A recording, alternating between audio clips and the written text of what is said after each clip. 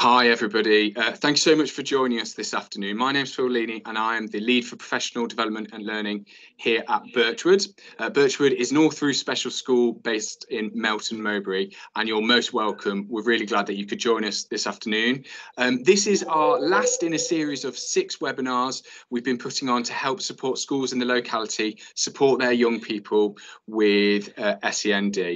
This afternoon I'm really excited about this. We've got Natalie. Natalie is our EYFS lead. She's an SLE and she's part of the extended leadership team here at Birchwood, and she'll be talking through EYFS and a play-based curriculum for those young people with SEND. So what I'd like to do is hand over to Natalie, who'll be able to talk you through this afternoon's webinar.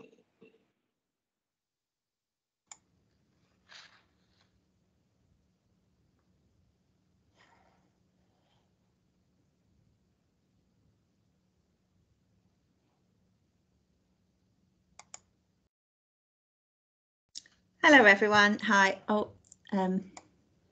I am Natalie. Is it on the right? Sorry. Is that? Oh, I can't see my PowerPoint. No, that's okay.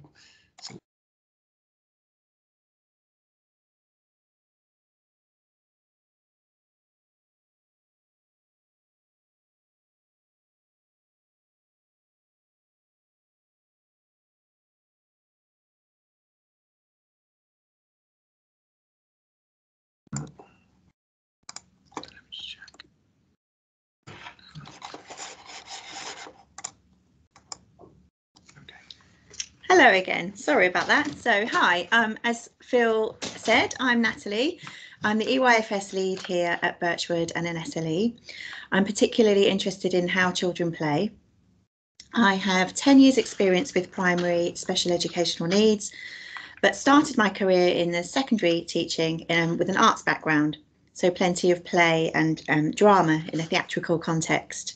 Currently have a 1-year-old at home who's teaching me lots about play, particularly building my stamina to keep me playing.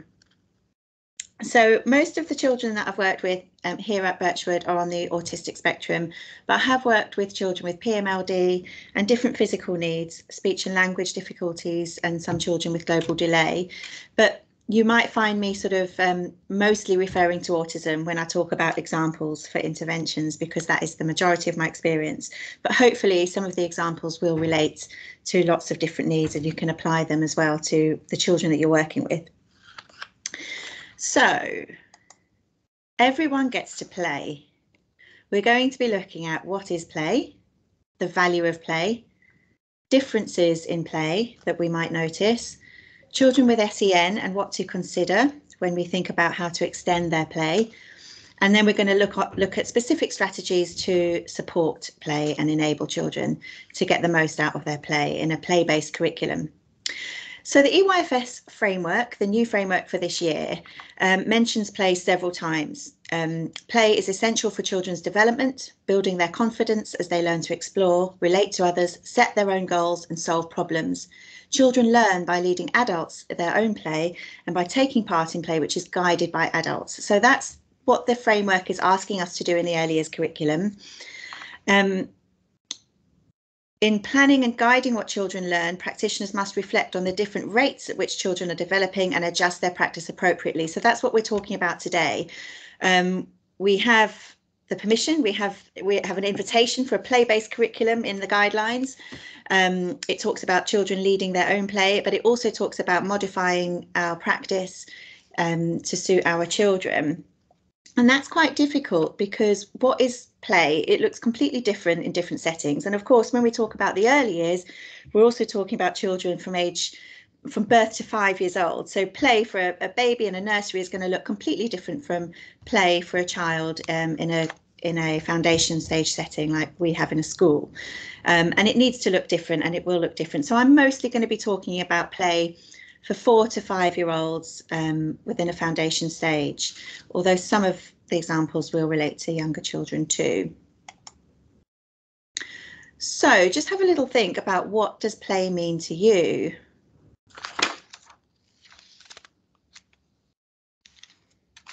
The first kind of things that come to mind are fun, spontaneity, child-led, toys, games, exciting and relaxing. Those are some of the key things that come up when I've asked other people. There are actually formal definitions of what play is.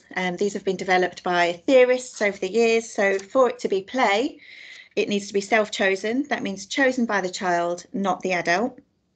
It's not that we can't suggest ideas and put invitations out to play, but it really needs to be chosen by the child and they need to choose to engage. Play is generally non-literal, so it's different from serious adult regulated life. Anything can happen. A volcano can explode, but we know it's not really happening. It's not real. It's make-believe. So outcomes like winning and losing don't matter either because it's all within the game and the make-believe. It needs to be intrinsically motivated.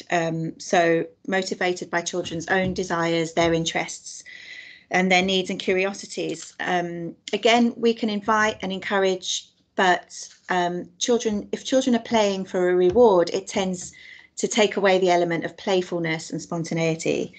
Play is usually process orientated, so children are involved in the experience itself, not necessarily thinking about the end goal. And it needs to be emotionally meaningful. It doesn't mean that every emotion in play is positive. It can be joyful, it can be fun, but sometimes children play out different experiences, and they might be experiencing fear. They might engage in a role play about going to the dentist, and actually that play might be about exploring some feelings that aren't so negative. So self-chosen, non-literal, intrinsically motivated, active, process-orientated and emotionally meaningful. So this is one of the definitions of what play is. And there are different types of play, aren't there? Physical, interactive, imaginative and explorative. These are types of play that we'll all be aware of in our settings, often reflected in the EYFS classroom areas as areas of learning.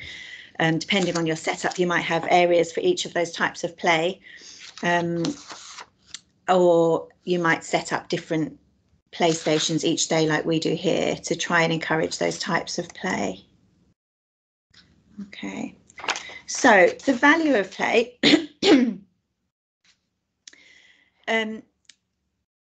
We all enjoy play, don't we, as adults as well? We know that if we go to the theatre or if we read a book or engage in fiction that we love, it can help us to relax, connect ourselves with others. Play can help physical development. So even as adults, we play sport, we play games. It helps us to learn. Play promotes creativity. But the most important benefit must be enjoyment. So play is crucial to our well-being. It makes childhood joyful. There are several theories about the importance of play. Now, hopefully, probably everyone engaging with this, we don't need convincing about the value of play. But in different settings and when we talk to different families, there might be different ideas about play and how important it is. So it's quite helpful to know what the benefits are with you. So surplus energy theory. So this is the idea that humans have surplus energy that has to be used up. That's why we play. Play is like a release valve. So we do say things like, don't we, let's let them play to let off some steam. After literacy, the children might play for 10 minutes just to let off all their surplus energy. So that's one theory about one of the benefits of play. Recreation theory talks about how children need to recharge their batteries. So again, after a lesson, it might not be about letting out surplus energy. It might be about actually gaining energy, recharging batteries and energizing children to engage again. Practice theory says that as children play, they practice adult skills that they'll need later in life. And I think we're going to see that quite a lot in some of the examples that we use. Psychoanalytic theory talks about how children overcome anxieties and fears through play. So again, we talked about dentist role play, for example. A teacher might set up a dentist role play for a child to explore their fears and anxieties about going to the dentist. And cognitive theory talks about play where children recreate important events in their lives. So it's a window for us to observe their development and the extent to which they can make believe, and it's a sort of a way of assessing them. So we don't think about these theories all the time, do we? Of course we don't. But actually, without realizing it, a lot of these theories are embedded in our culture, in our in our knowledge, and they do frame our expectations for play, and that's important because we're talking today about differences in play. So it's important to know where our ideas of play come from, what we are expecting children to see. Now, there are theories like postmodern theories that challenge the idea that there is a single optimal way to play that's beneficial to all children. Postmodern theory would say that play is shaped by family, culture, so many personal characteristics and other factors that you can't really define it. You can't really say play is this or play is that, or that play should look like this. Now, to some extent, I think that's kind of true, and I think we're going to talk about this more today, about how we need to value what the child brings and their type of play and their differences in play. However, if we don't have some expectation of what neurotypical play might look like, it would be very difficult to identify differences and needs. And I think it is important to be able to understand the benefits of some types of play so that we know whether it's worth trying to intervene to help a child towards that or not. So some research suggests that observations of children playing are as reliable and valid as more formal assessments when we're talking about SEN. So it is important to have in mind, what neurotypical play does look like, even as we value the different ways that children will play too. So what kind of differences might we encounter when we observe our children with SEN? Some of the things that come up in observations when we go to mainstream schools, and also when parents talk to us about their children's play, are words like restrictive, solitary, repetitive or ritualistic. It can be intense, maybe sensory seeking. And often children with SEN might play similarly to neurotypical children, but they might play at a younger developmental level. So the way that, if we're going to be a little bit more specific about that, and we're going to relate these differences to types of play, we might see that in physical or motor play, a child with SEN might prefer activities that are easier to perform, like squeezy or pull toys.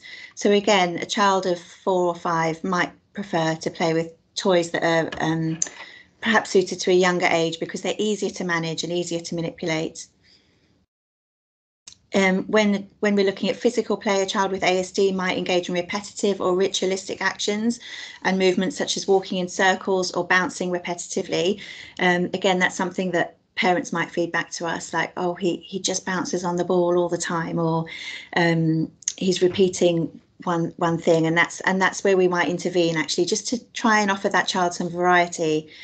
Not that isn't play, but to offer some variety and to move them into a different way of playing.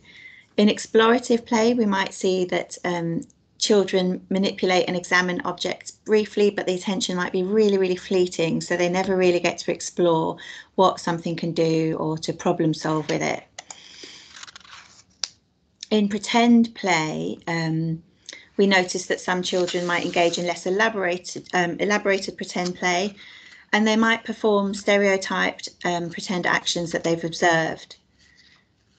In construction play, we might see that children are more likely to build tall towers or rows of blocks, and they might not name their structures. So where some children might say, oh, I'm building a hospital or I'm building a school, some children with autism, for example, might just make abstract shapes with their playing and their construction play, and they might not name what it is or be able to necessarily imaginatively engage with their structures. Some children might not engage with toys, resources or objects at all unless they are supported. But is it still play? Yes, and it is still meaningful to them. Can we support and intervene to enhance their play? Yes, we can. So Susie Rowland, a play specialist, says a key aspect of supporting neurodiverse young children is to remember that they are not broken or ill, but they do need additional tools or adult support to make certain tasks more manageable in line with their specific neurological difference. So that's the kind of angle that we're coming from today, is we're recognising what children bring. We're trying to build on that, but we're also recognising that some children need additional tools and they need our support to be able to thrive and to reach their potential. So observation is key. For some children, a really light touch is needed. It might be that we can just scaffold our approach and create an environment that helps them to play. And that's all that we needed. And for others, they will need a more sustained one-to-one intervention. So we'll talk about the difference between scaffolding and specific interventions soon. But any strategy that you implement should be guided by careful observation. It's so worth it to take time out of what you're doing and just observe a child. It's not easy in a busy classroom, but sometimes just that stepping back and watching what they actually do can give you so much information about what to build on and how to support. And again, I will talk about that a little bit later, and one of my colleagues, Loreen, will talk about her observations of one of our children and how she responded to that. So when we're planning an intervention, so we've observed our children, we've decided that actually, you know, they might benefit from an intervention or some scaffolding, some support with their play. Perhaps they're not engaging with the environment. So we're thinking about how to intervene. We need to think about what to consider with special educational needs. So things that we might need to consider are the sensory differences. You may have tuned into the Enables webinar on sensory curriculum that my colleague Hannah presented. She gave a very succinct explanation of the sensory differences that our children encounter and how many different senses that we have. It's really worth looking at if you are working with children who have quite high sensory needs and are displaying sensory differences in their play. We have a lot of sensory information that we're processing all the time. So if a child is having difficulty processing their senses, they're going to have difficulty regulating their emotions, and they're not going to be in a ready state to play. So that's something we need to consider. And we might need to consider, actually, how do we make their play more sensory or maybe even less sensory? So that's one of the big considerations before you plan any intervention for play. Physical ability. So children with hearing or vision loss might be less physical in their play, showing difficulties with balance. You'll also need to obviously use more visuals and specific visuals with some children with physical difficulties. If a child is in a wheelchair, you might need to be creative about tabletop activities and how they're actually going to access activities. You know, would you want to use a tray with a wheelchair for them to access play activities, or are you going to take your child out of the chair and to have floor activities, but then how are you going to help them to access that? So some children with SEN may also have challenges relating to coordination and motor control and strength. So that's something we need to consider again when thinking about intervention. Special interests, this particularly applies to children with autism, but it applies to most children actually as well, doesn't it? That we should always be thinking about providing resources to meet their special interests. And that's how we engage children, isn't it? We plan to to build upon special interests so that the engagement is there from the beginning, and then we're just building on that.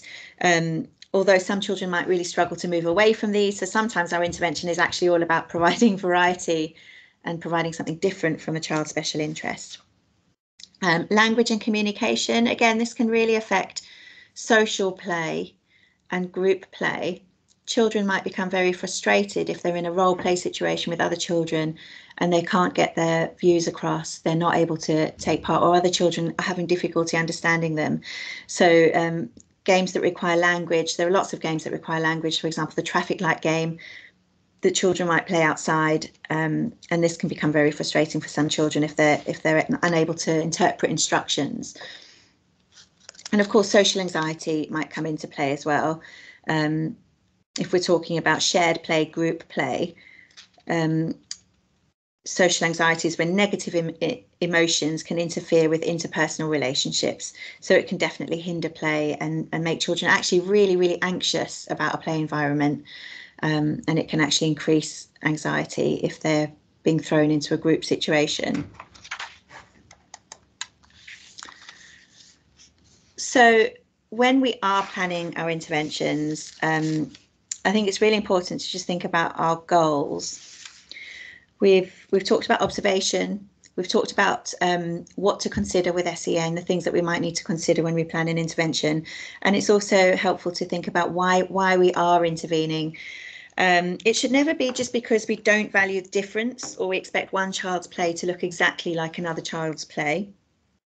The goals for support and intervention should be led by individual need. And we also need to remember that inclusion doesn't always mean teaching everybody the same thing or making sure that all the children are doing the same thing.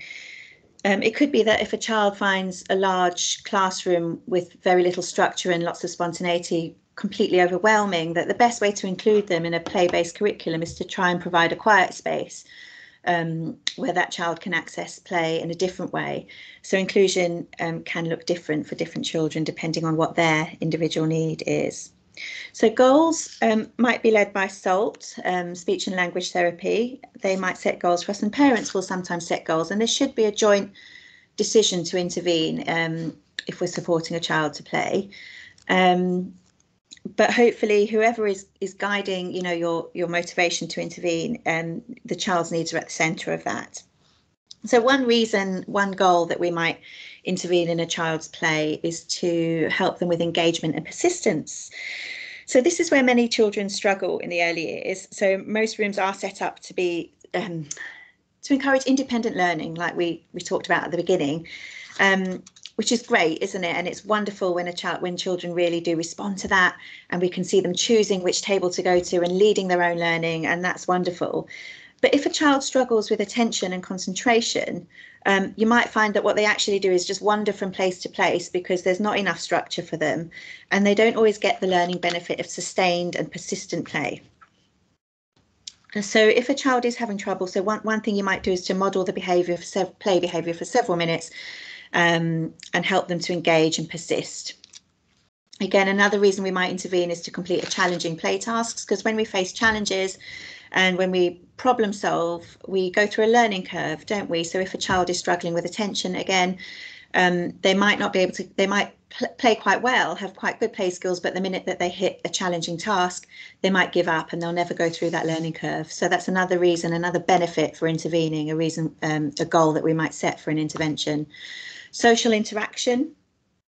This is probably one of the most common goals for teacher play interactions. Bearing in mind social interaction is such a big benefit of playing, and some children do find that so difficult. So we might see a child on their own but taking interest in their peers. At this point, it might be that we actually work with the group of children to include that child, as well as encouraging the individual to join that group. So that would be another reason we might intervene.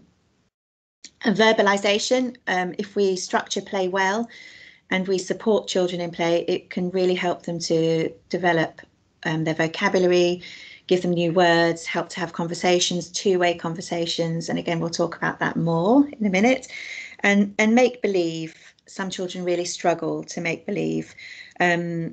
So again, we might intervene to help them to be able to make believe. We might model something that we want them to do, like, I'm peeling the potatoes for dinner, would you like to join me, or would anyone like to help? So we're inviting children in to help them to make believe. So those are all good reasons why we might intervene, good reasons to good goals to aim for. And the reason I'm sort of focusing on this is because we need to remember back at the beginning what we said about play being intrinsically motivated, child-led, self-chosen, fairly independent. So if we're intervening too much, we're going to take away all those elements of play. So that's why it's important to think about why we are intervening, what we're actually aiming for, not just to make a child play exactly like another child, but we need to keep the benefits in mind and to know what we're aiming for and how it's going to help that child to play. Okay. So strategies to enable play. First, we're going to talk about some scaffolding ideas. So one of them is, so scaffolding is a kind of lower level approach to a one-to-one intervention. Just trying to go back actually. Yeah, so scaffolding is described as the role of teachers and others in supporting the learner's development and providing support structures to get to that next stage or level. So we're not going in and controlling the play, scripting it necessarily, taking over. We're providing the structures of support. So it's, like I say, it's a slightly lower level type of intervention. So one way that you can scaffold play is through a model called concrete experiences replicated in play. So one example of this, basically this is when you provide a concrete experience and then you replicate that back in the classroom. So one year I was teaching Hand as Surprise, and we took the children to the market and we gave them a concrete experience of the marketplace, picking fruit, choosing fruit, paying for their fruit, experiencing all the sights and sounds of the marketplace. And we bought the fruit and we carried it back to school. When we got back, we replicated the market and we modelled different roles, as well as then role-playing Handa's journey and exploring different ways of carrying the fruit home, like we did earlier on. So the idea is that you're replicating the previous experience in the classroom. So adults can intervene from the inside or the outside. You can join in and facilitate language and interaction.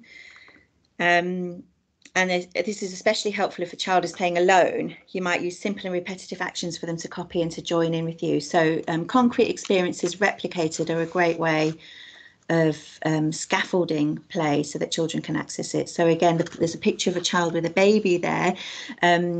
We always invite some of our new parents in the school in with their babies, and we love to hold the baby, and the parent might introduce the baby, or if one of our children in the class has had a new baby brother or sister, we'll try and bring the parent in. So they've seen the real baby, and we'll always ask the mum to just model feeding and looking after the baby and telling us how we have to look after the baby. And then we get all the dolls out and the children can replicate that concrete experience. Using stories and drama. Okay, so this is something we would do with all children, but the way we'd scaffold it is slightly different. So you'd start by reading a fairy tale or a story, and then you would provide roles, props, and you would reenact and model and guide, slowly and gradually handing more control over to the children. So instead of just reading Little Red Riding Hood or The Three Bears and then saying, right, off you go, go and play. Some children will thrive on that kind of freedom and spontaneity, and they'll be making up lines for Red Riding Hood or the Three Bears, and they'll be playing spontaneously, and other children will feel completely lost unless we've provided and modelled what we want them to do. So just recently, my colleague Becky has been working on the three Goldilocks and the Three Bears, and she started by telling the story, and she told the story quite a few times, so she got the children really, really familiar with the story. She then broke the story down into 3 main scenes, and she provided sensory props for each scene. And then she modelled what you could do with each prop for each scene. So she provided lots of layers for the children to come in at. So some of them came in and played quite spontaneously, and others needed that structure and that modelling for them to be able to role play. But they did role play and they did engage with the scene. And I'm just going to show you a couple of little short clips to just get a little snippet of how Becky used stories and drama.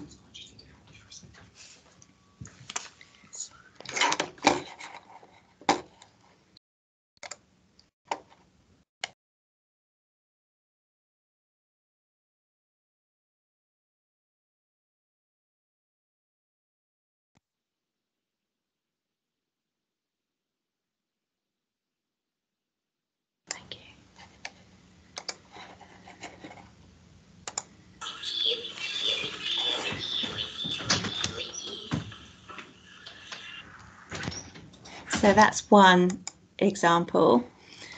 This is another example of how they explored the scene with the beds and helped the children to engage.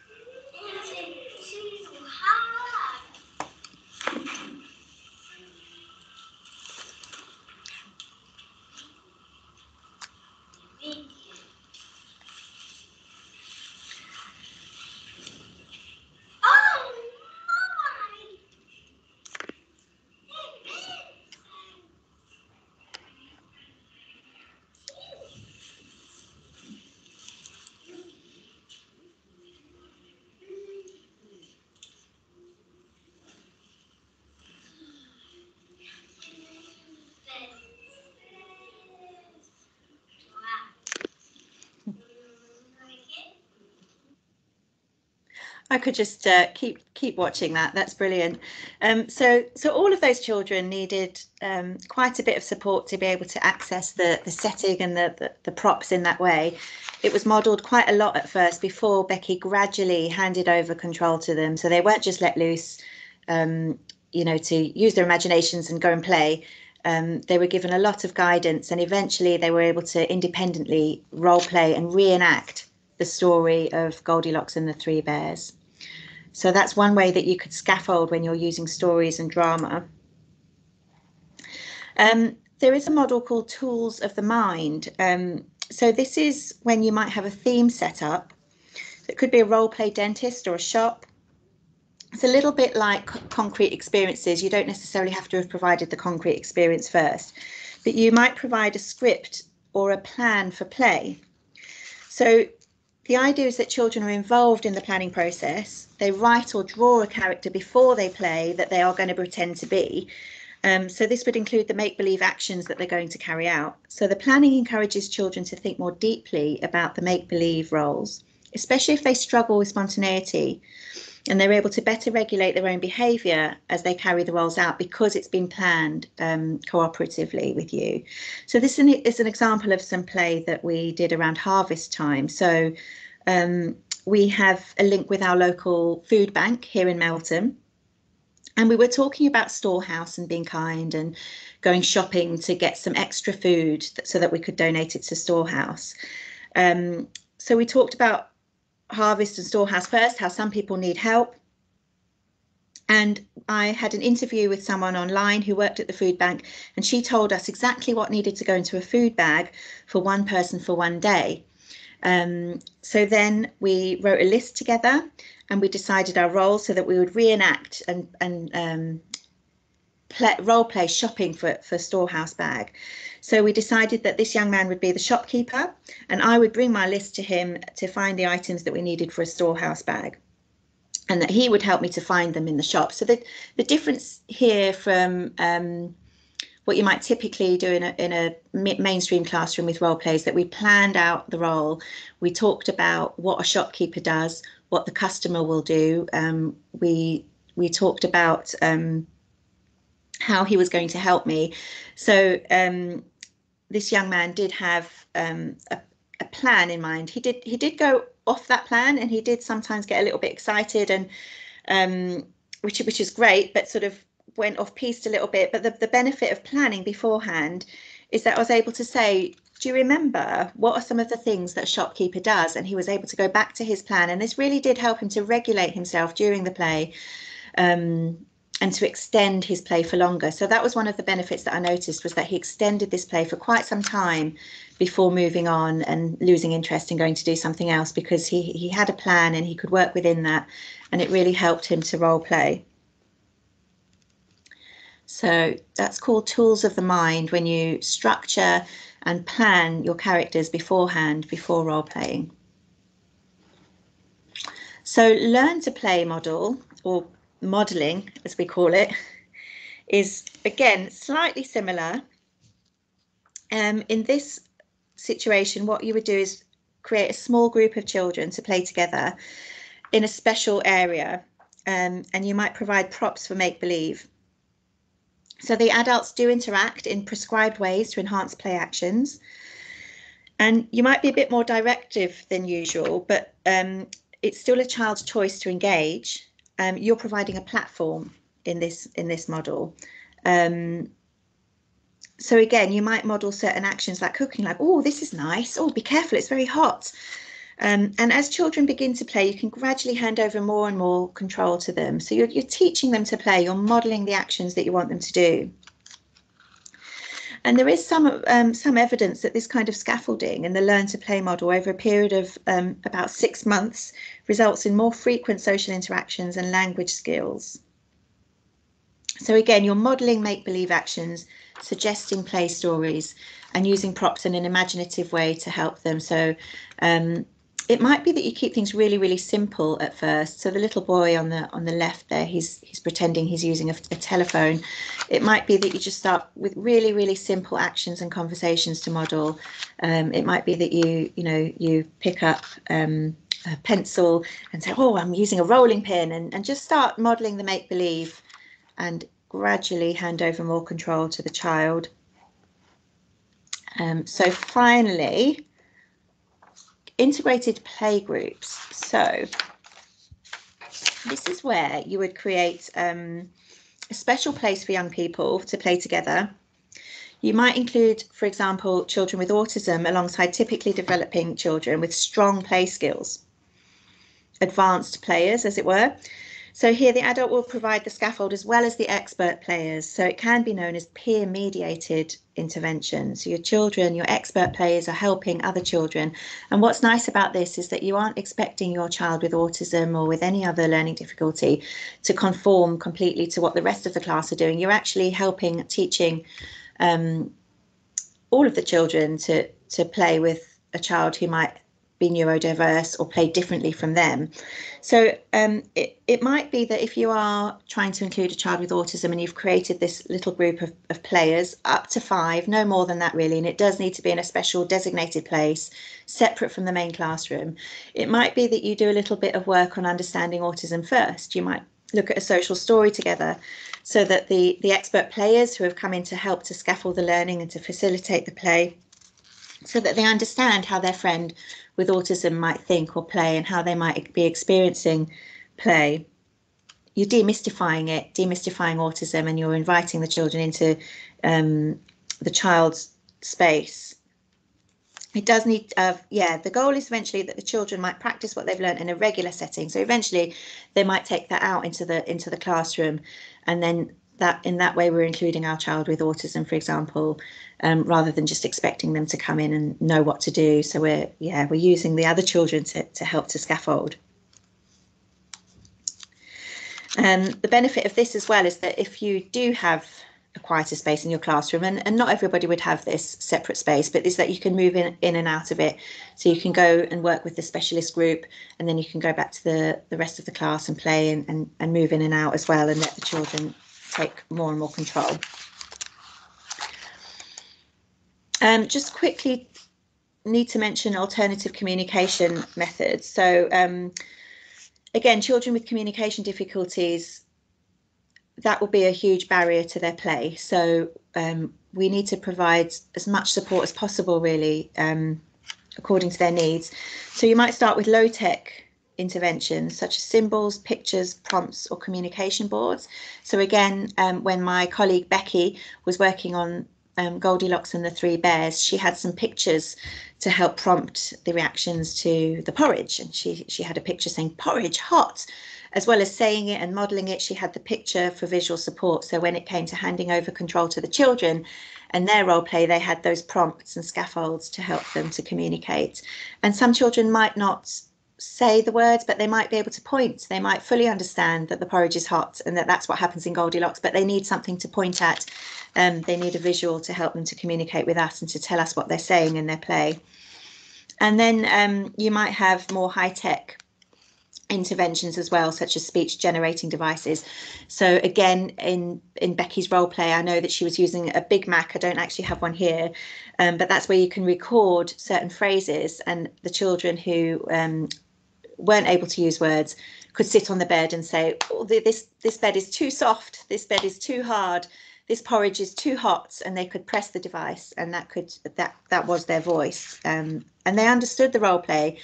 They didn't have the words. So that was really enabling for them to have a speech generating device. Okay, I think.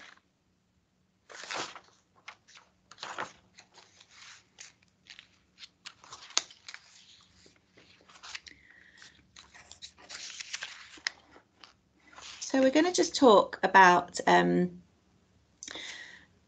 we talked about how those scaffolds are potentially lower level interventions, things that you can do to support play in a general environment. They're not necessarily long-term or necessarily one-to-one interventions, but you will come across children who do struggle to engage with any of those strategies, and you will come across children who need a much more sustained approach. I will be with you. And in this case, you might need to think about how to just establish a shared space and a shared attention before you actually expect the child to play. So we're going to talk about sharing space, and we're probably now thinking about children who have more severe difficulties than what we've talked about so far and aren't really able to engage in play without support.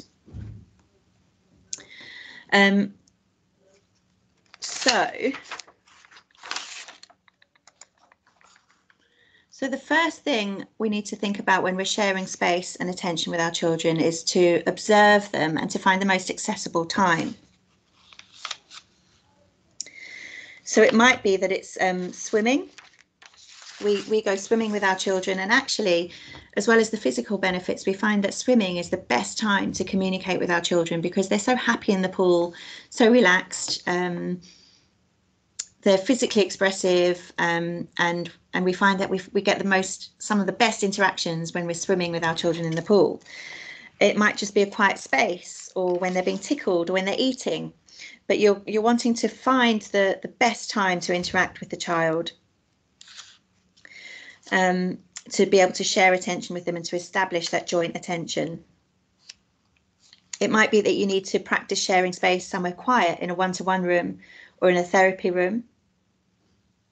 So you're going to observe, you're going to find the best place to engage with that child, and then you're going to find the activity that really, really motivates them.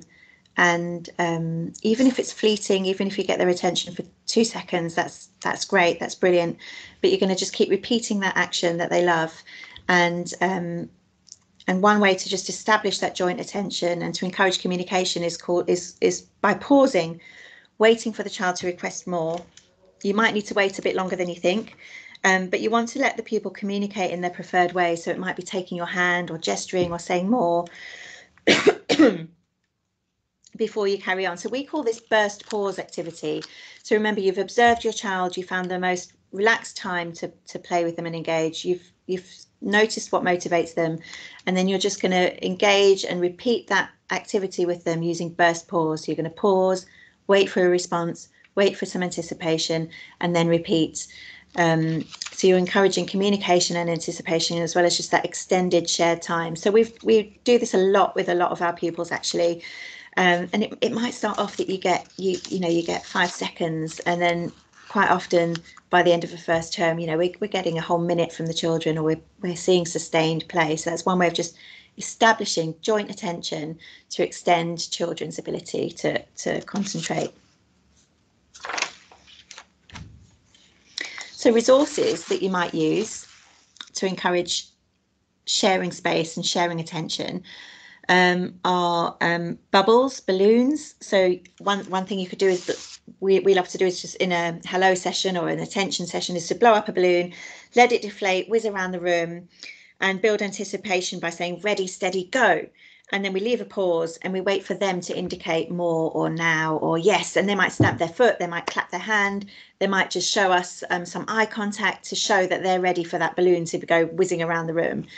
So balloons are great. Feathers are also lovely. We need to be a little bit careful. Some children might really hate the texture of feathers, but a lot of children really love the softness. They like being tickled with feathers. So we just need to make sure we're responding to the child's sensory needs, but feathers are another really interesting way to just provide some shared time, shared interaction and space. And bubbles, of course, bubbles are highly motivating. And again, you can be blowing bubbles, gaining the child's attention, waiting for eye contact, pausing, waiting for eye contact before blowing more bubbles or switching on the machine. I've just got a little example here of Thomas in my class who was loving bubbles and sharing attention with us.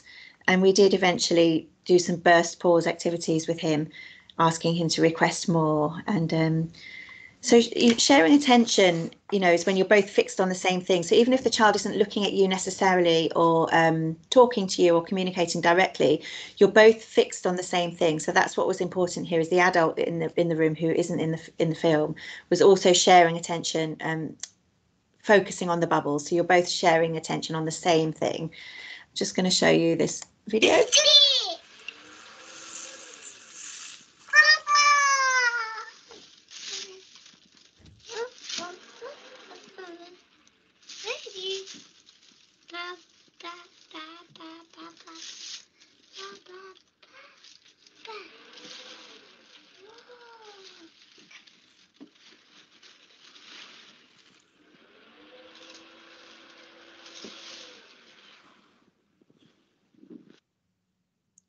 So that's interacting with the bubbles. They're just such a brilliant way of gaining attention. So remember as well, when you're trying to establish shared attention, to have fun as well, to laugh, to run, to copy a child's reactions. So when interacting in this example, we might be saying bubbles as well, bubbles, copying what the child is doing, interacting with the bubbles in the same creative way that he is, showing as much joy, as much anticipation and fun, but then leaving pauses for him to react. And what you might find then is that if you leave enough pauses and you sort of copying actions, is that the child might then start to imitate some of your responses and imitate some of your actions, and then you start to make way for a two-way conversation, not necessarily with words, but with gestures, with actions, a two-way communication. But the main point of this is we're talking about establishing a shared space and shared attention as a basis for play and communication, because if that's not in place, then play and communication does become quite difficult. So this leads me on to intensive interaction, which we do use with a lot of our children. You might also hear this being referred to as floor time, where you come alongside a child and just do exactly what they're doing. Sometimes we get replicated Lego bricks and I build what another child is building, and we build this tall model as well, and we talk about ours. So it's coming alongside children and meeting them at their level, really. And it might also be called the hanging out program, but intensive interaction really covers it all, I think. And there is a link at the end of this to the intensive interaction website if you want to look into this a bit more. I've actually got a video here as well from the intensive interaction website. So intensive interaction explores the fundamentals of communication with children and adults who have severe learning challenges. Again, some of the interventions that we've listed earlier in terms of imaginative play and talking are going to be way out of reach for some of our children. So this is about revisiting that first building block of communication and shared space. You can feel a bit uncomfortable at first because you're revisiting something that you might have done with children when they were much younger, but it is about starting where they're at, creating a sense of meaning and enjoyment about being with others, because if they haven't got that enjoyment, they're not going to want to share space with their peers, play with other children. They need to know that there's a motivation to share attention, that there's something that they can gain from it. So again, it's about starting where they're at and interacting rather than directing their play. It's not an overnight cure. It's very much a long-term approach, but it can be very, very effective. So I'm going to play a video here from the Intensive Interaction website. Okay.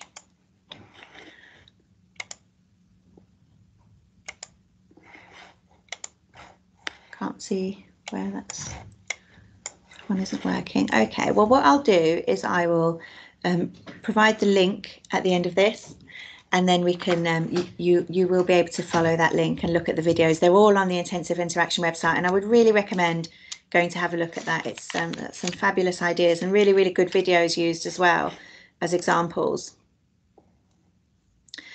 So we've used intensive interaction a lot this year with one of our children. And we've really been on a journey with it, but I think looking back, when we first met this child, it was very difficult to establish shared communication and space, and he wasn't really interacting with anything specifically for long enough to gain anything from it.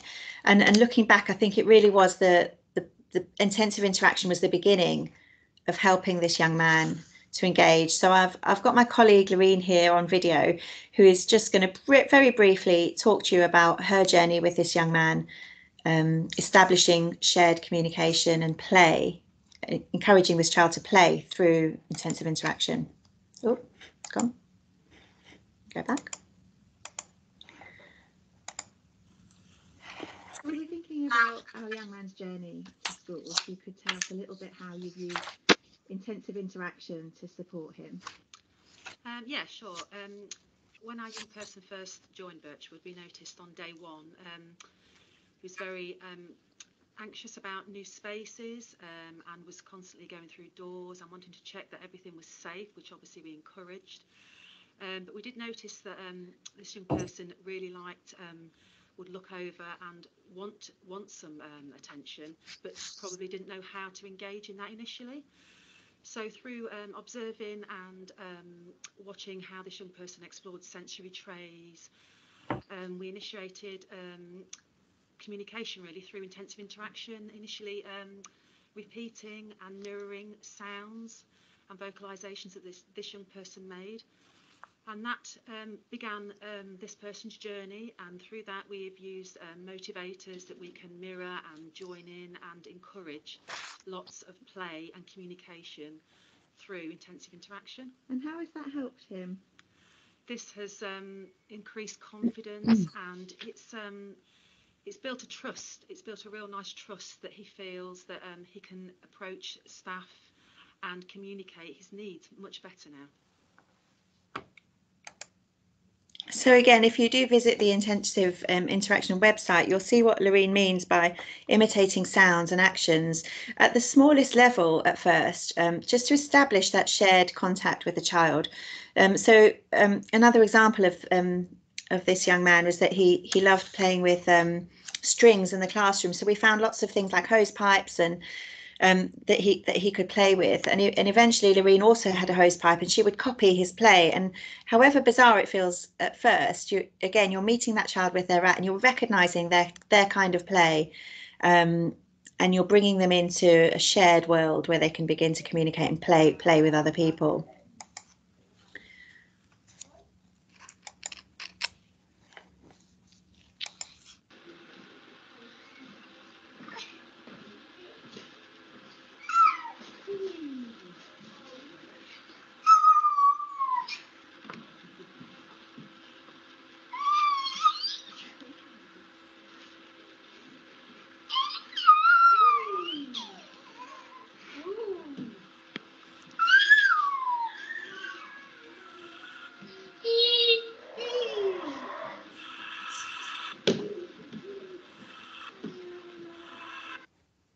So hopefully you can hear Loreen joining in with this young man's sounds and actions, communicating with him. Here she's also climbing with him, and again copying his actions, doing what he's doing, and bringing him along on that shared journey.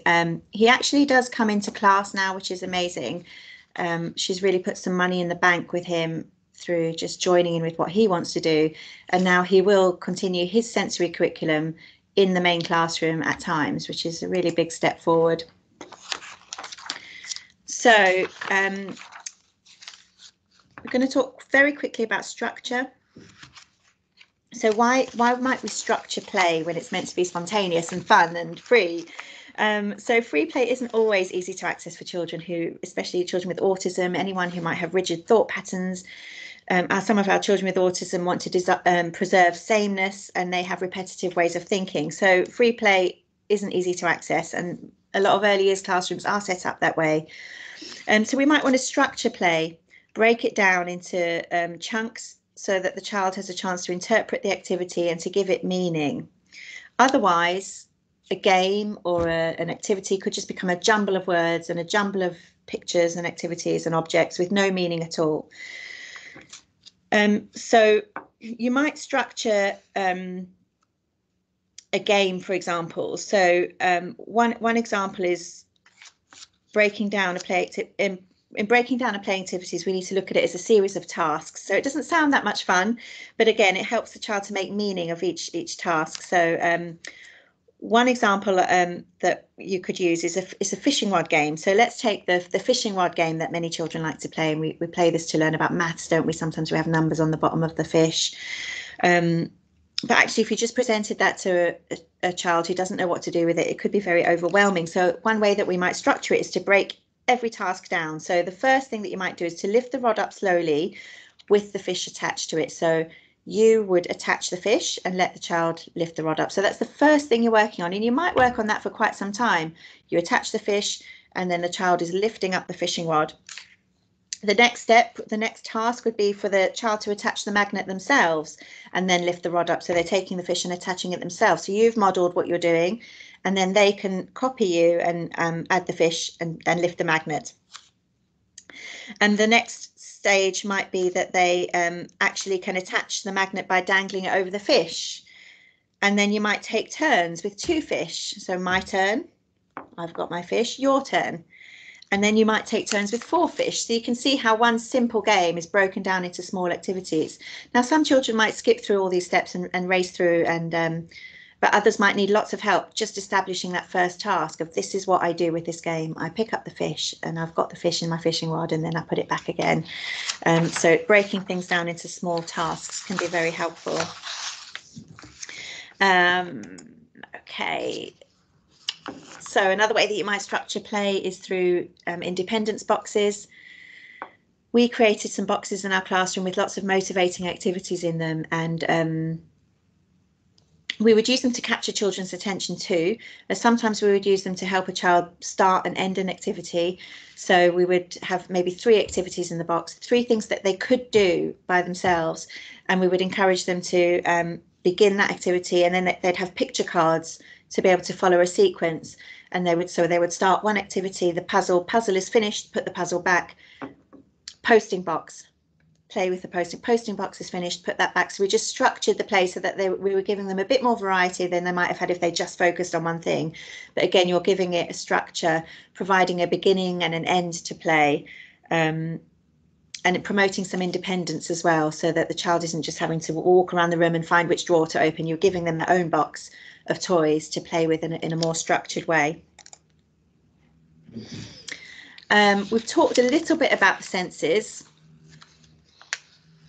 and again, you might in your observations recognise that the play is you're seeing in your children is being driven by sensory needs. So it's really important to try and recognise what their sensory needs are, and to include resources that will help to meet their sensory needs.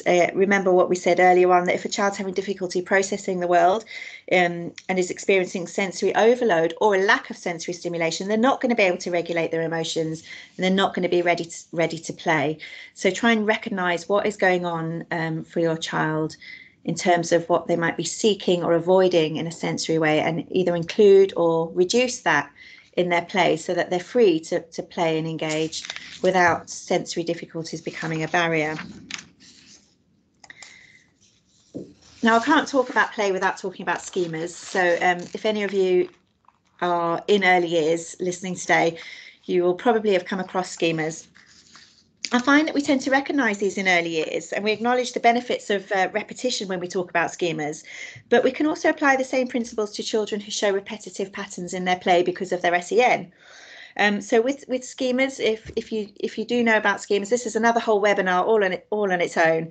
But just quickly, these are repetitive ways of playing that help children, enable children to learn about the world around them, and to actually learn skills for the future. So, for example, if you have an enclosing schema where you like to put things into things, or the child might like actually to get into things themselves, and you see this being repeated a lot of times, what's actually happening is the brain is preparing itself for later in life when you might park a car, and your schemas have helped you to develop that way of thinking, so you'd know how to park a car and have a sense of space. So schemas are really important. And again, a lot of children with autism, for example, might show this kind of repetitive behaviour, but we don't always recognise it as being helpful. So schemas are quite a helpful thing to have in mind. Look up schemas if you've not come across them before, and get to know the different schemas. One thing we did recently was to get to know we talked about the different schemas as a team. We talked about the kinds of activities that would promote play in that particular schema. So transporting objects. I think that's, or trajectory is what that child is doing there. So he loved rolling things down and moving things along. So that's a trajectory schema. So we set up all different ways that he could express that trajectory schema.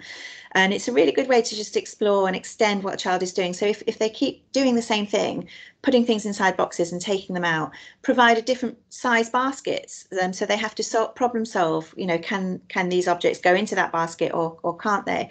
You can vary your activities around the same schema so that the child is still actually able to explore in the type of way that they're comfortable with, but you're adding some variety. So I hope that makes sense. But schemas are really worth looking at when you think about any children's play, and especially when we're thinking about how to vary repetitive play.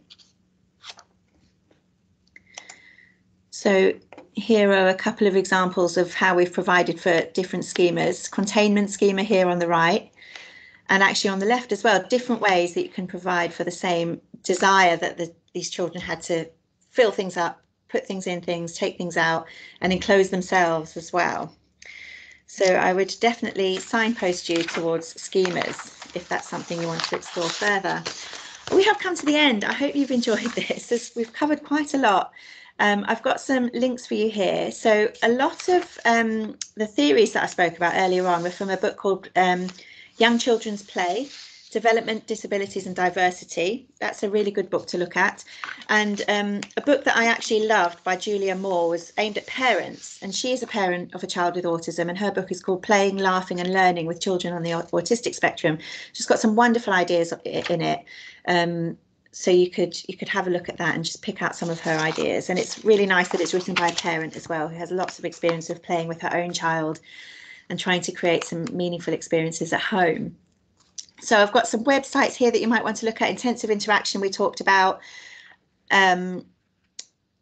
Sheridan Forster builds upon the ideas of intensive interaction. And she's the person who developed the Hanging Out program, which is just a slight variation of it.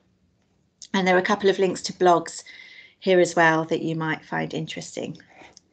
So I hope that that has been useful. I will. My email address is on the is at the beginning of the PowerPoint. If you do have any more questions, I would love to carry on this conversation with some of you and to talk about play a bit more. So please do get in touch if you would like to find out a bit more of any of those ideas, or to come in and visit Birchwood. We would be very happy to facilitate that. Perfect. Thank you so much for sharing that, Natalie. And just to reiterate what Natalie said, if anyone's got any questions, just give us a call, drop us an email. We're happy to come out and support. We're looking at doing another series of these webinars after February half term. So if you've got any suggestions of webinars or topics that you'd like us to run, please just drop us an email and let us know. But thank you very much for attending, and I hope you have a really good evening.